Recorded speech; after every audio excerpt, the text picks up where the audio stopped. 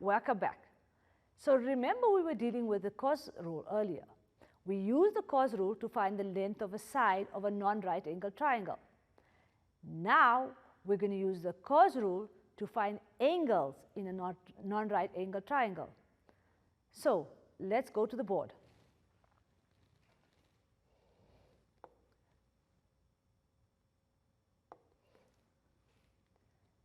Have you ever thought about how do we find the size of an angle in the triangle when we're given the length of just 3 sides? So we don't have any angles, we just have the length of the 3 sides. That's the question we're going to answer today. Okay, let's look at this triangle ABC. We're given the length of all 3 sides. So we're given 8. Sorry, let me just grab my pen quickly. Okay, so we're given side AB is 8, side BC 7, and side AC is 5 units. Okay, so we'll use this version of the rule when we have 3 sides. Okay, now they want us, the question tells us, given this information, they want us to find angle A. Now, because they want us to find angle A, this is the angle that we're looking for. And because we've got to find angle A, which version of the cos rule are we going to use for this triangle? Remember, there's 3 versions. There's a version beginning with A squared, with B squared, and with C squared. Obviously, because we want to end up with A, because we want to end up with angle A, we know we need to start off with the version that has little a in it. So which version is that? That's the version of the cos rule we're going to use. Again, we want to find this angle here. This is what we need to find. And we're given the 3 sides, A, B, and C. So we're using this version because this is the version that contains the angle that we need to find. Right.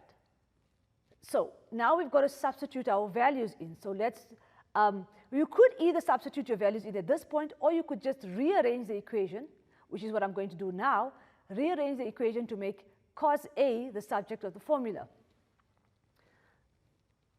Sorry. Okay, so how do we rearrange this equation to get cos A the subject of the formula? We're first going to take this piece and put it on this side of our equals to sign. So we're going to end up with 2BC, it will become positive, cos of our angle A, okay. On this side, we will be left with this B squared that we started off with, and the C squared, but now we're going to take this A squared onto the other side, and because we take it onto the other side, it will become negative A squared. Right. Remember I told you we're trying to isolate our A. We only want our A on one side. We want cos A, and then we can find A. So we only want cos A on this side. So what we're going to do is we're going to try and divide by what's attached to this. So what's attached to cos A is 2BC. So how do I divide by cos BC? By 2BC. So we're going to say cos A, and all I'm going to do now is take this and make this side the numerator. And because we've divided by this piece here, we're going to write down 2BC. Now, this version of the formula gives us a version where A is the subject of the formula, or cos A is the subject of the formula. Now it makes it easy to substitute and put it into our calculator. So let's go to substituting it in. There's a neater version of what we just did. We're now going to substitute all the given values in to find A. Remember again, at some point, because we're finding cos A, we're going to be using the second function on our calculator.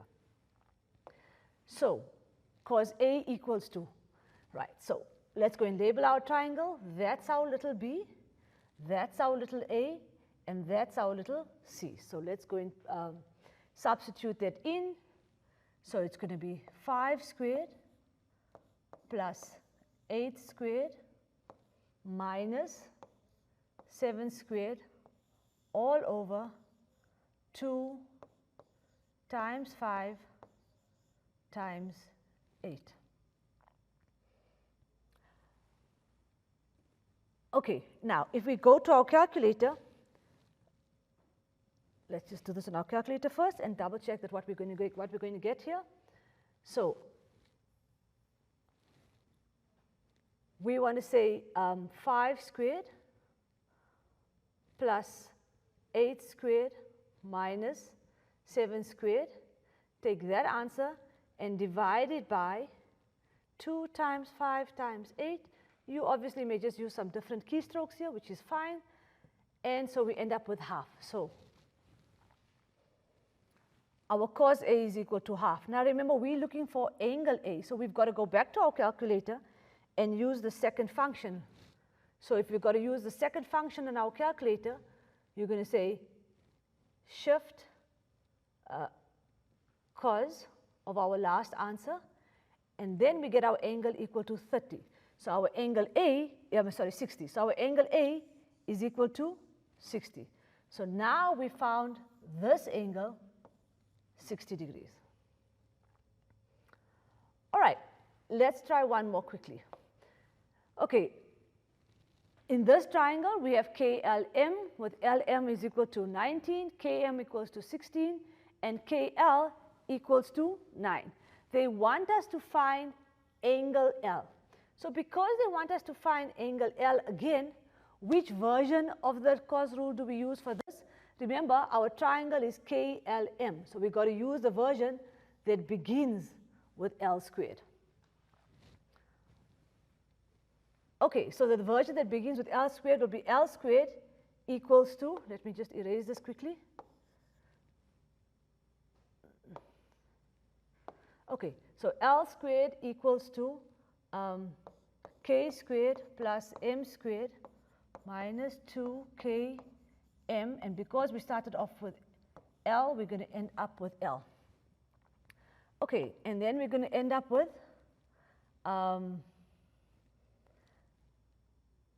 so you could substitute it at this point also, so let's do it this way just to show you a different way of doing this.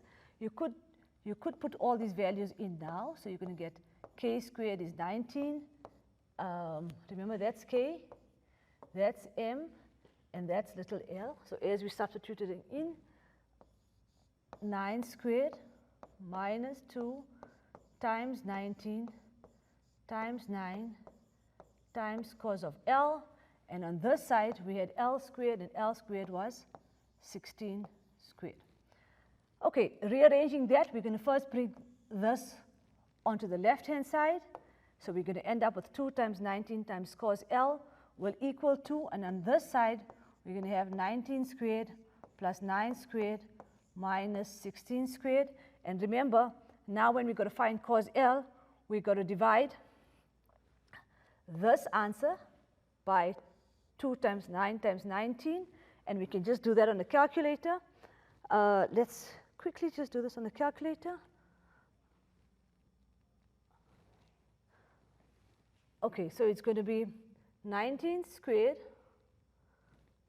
plus 9 squared minus 16 squared. We're going to take that answer and we're going to divide it by 2 times 9 times 19. 2 times 9 times 19. And there's our answer, 31 over 57, as we found there. Okay, and again, remember, we now need to find L. So because we need to find L, we're going to take our calculator and do our second function again. So let's go shift cos of our last answer. And so we're going to end up with L equal to 57,053. Rounding off, it will be 57,05. Okay, and that's our answer for L. Okay, so that's the end of this session. See you after the break.